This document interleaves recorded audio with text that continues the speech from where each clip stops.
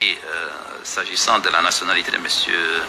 Katumbi, j'ai dit aussi bien à Genève qu'à Paris que l'obstacle rédhibitoire que M. Katumbi pourrait avoir pour la présidentielle, ce n'est peut-être pas ces problèmes judiciaires actuels. Pas ces problèmes judiciaires, comme je vous ai dit, le magistrat du parquet peut décider de classer le dossier pour lequel il est toujours interrogé, tout comme le juge d'appel, puisqu'il a fait appel dans le dossier de sa condamnation, le juge d'appel pourrait prendre une décision contraire. Si le juge d'appel dit qu'il est innocent et que le ministère public ne va pas en cassation contre cette décision-là, il devient libre.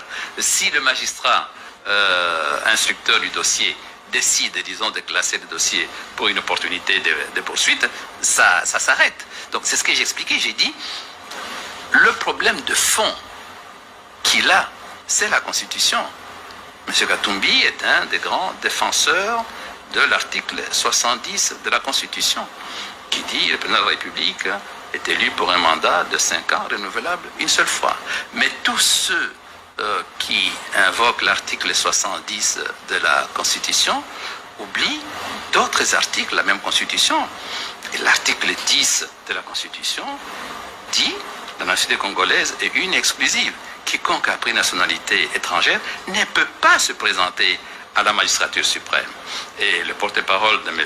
Katumbi a été la première personne à dénoncer Sami Badibanga comme ayant une nationalité belge. Nous avons vérifié, effectivement, il avait une nationalité belge.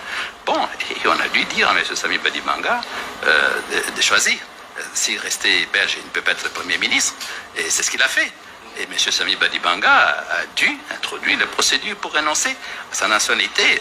Et ce que les gens ne savent pas, c'est qu'il a fait l'objet de deux ordonnances de nomination. Donc ça veut dire que aujourd'hui, l'administration congolaise, à travers ses services, a pu faire des enquêtes approfondies et possède toute une série de documents, pas seulement contre M. Katumbi, mais contre plusieurs acteurs politiques qui sont soit belges, soit portugais, soit français ou n'importe quoi. Dont certains membres du gouvernement aujourd'hui.